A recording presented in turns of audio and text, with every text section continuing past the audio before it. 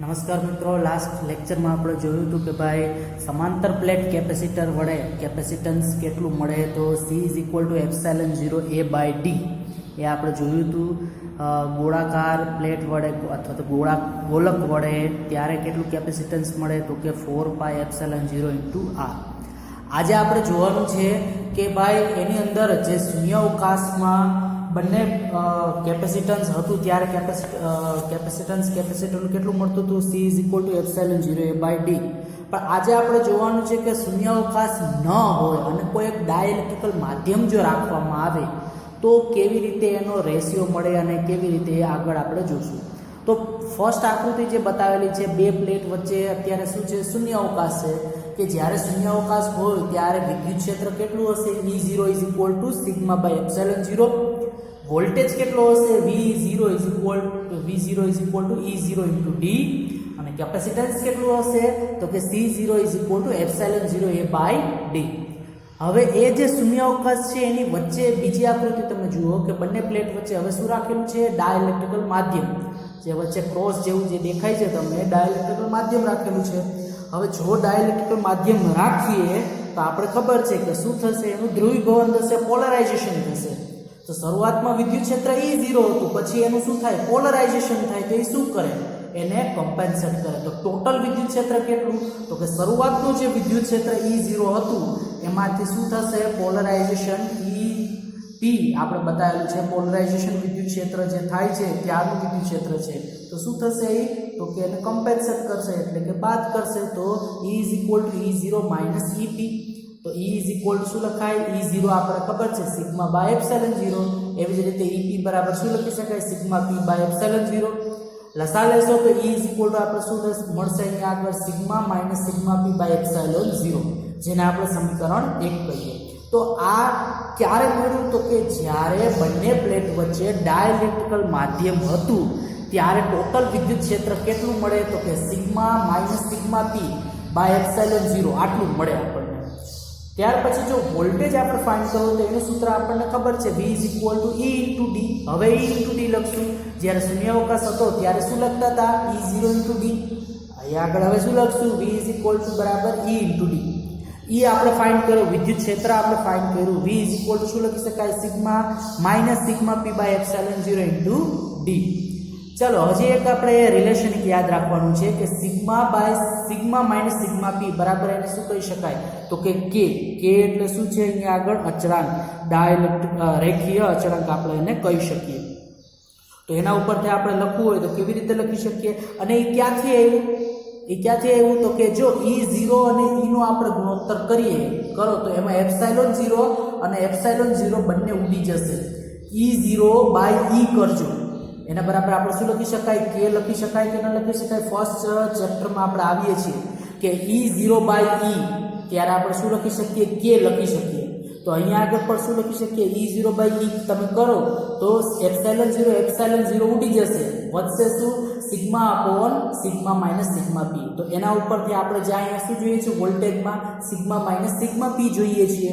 તો sigma minus sigma P નું સૂત્રનું કરતા બનાવો તો શું વધશે, સિગ્મા બાય K વધશે. ચાલો હવે ફરી પાછું વોલ્ટેજ લખવું હોય તો શું લખી શકાય, sigma into D upon K into epsilon 0.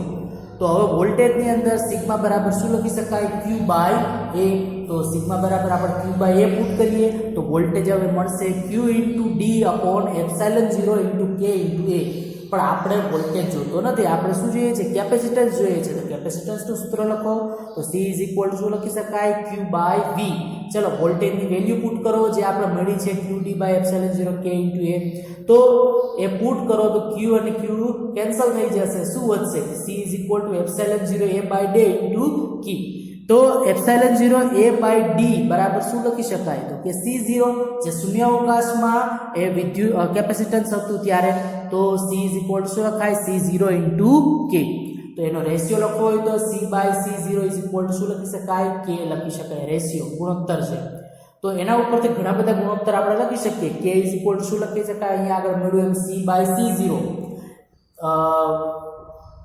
માધ્યમના રૂપમાં, પરમિટિવિટીના રૂપમાં લખવું હોય, માધ્યમની પરમિટિવિટી બાય શૂન્યાવકાશની પરમિટિવિટી, તો પણ શું મળશે આપણને, K રેશિયો મળશે. માધ્યમમાં કેપેસિટન્સ ડિવાઇડ બાય શૂન્યાવકાશમાં કેપેસિટન્સ તો પણ શું મળશે આપણને કે મળશે. પણ હા, વિદ્યુત ક્ષેત્ર અને ફોર્સમાં ધ્યાન રાખજો. વિદ્યુત ક્ષેત્રમાં શું આવશે? ઉપર શૂન્યાવકાશ આવશે અને નીચે શું આવશે? માધ્યમ આવશે. શૂન્યાવકાશમાં વિદ્યુત ક્ષેત્ર ડિવાઇડ બાય માધ્યમમાં વિદ્યુત ક્ષેત્ર. એવી રીતે શૂન્યાવકાશમાં લાગતો ફોર્સ ડિવાઇડ બાય માધ્યમમાં લાગતો ફોર્સ.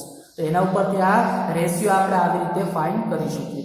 એના પછીનું આવે છે વિદ્યુત સ્થાનાંતર.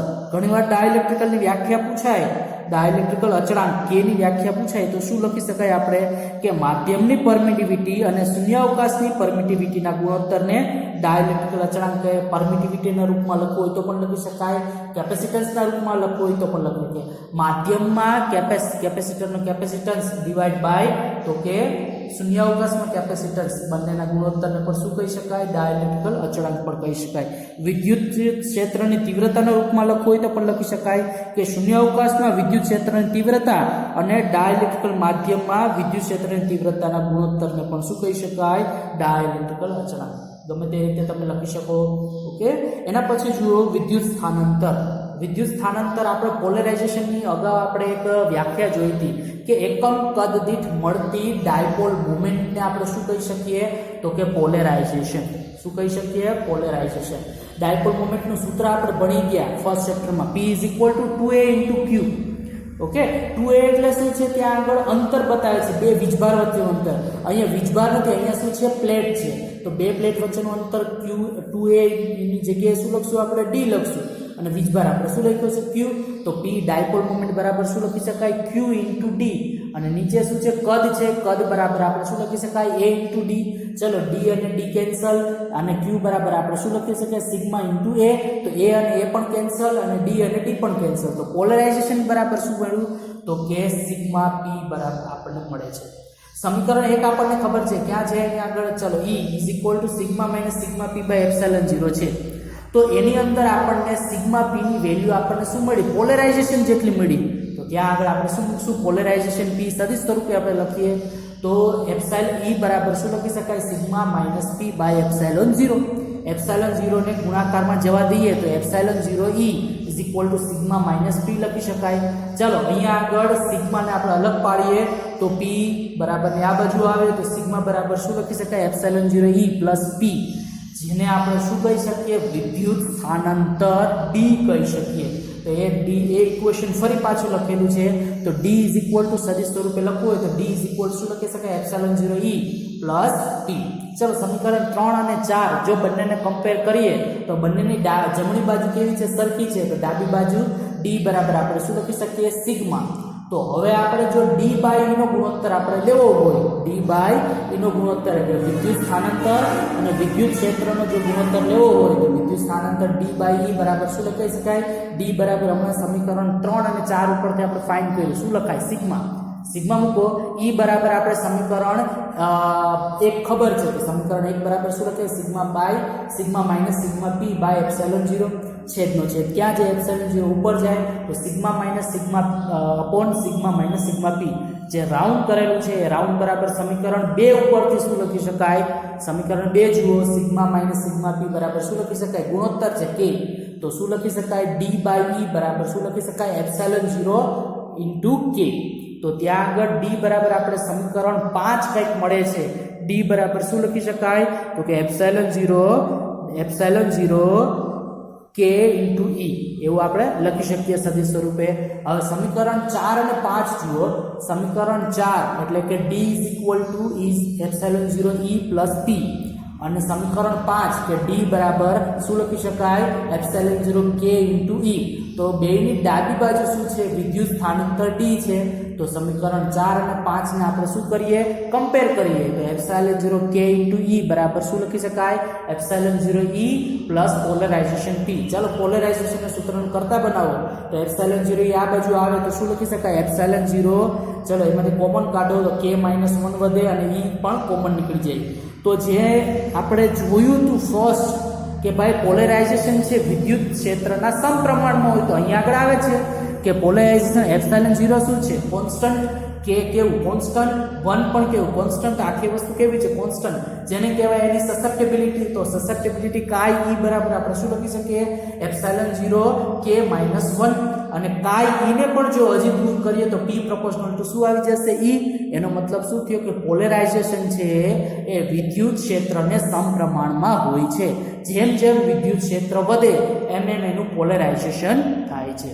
ઓકે, તો અહીંયા આગળ તમારે આ જે બંને પ્લેટ વચ્ચે આપણે રાખ્યું છે વિદ્યુત સ્થાનાંતર કેવી રીતે મળે, એનો ગુણોત્તર C/C0 K કેવી રીતે મળે, આવું બોર્ડમાં આમાંથી દાખલા અથવા તો વિદ્યુત સ્થાનાંતર કન્સેપ્ટ પૂછાઈ જાય. ઓકે, તો 2 વખત તમારે હોમવર્કમાં લખી અને મને વોટ્સએપ કરવાનું છે. Okay, thank you.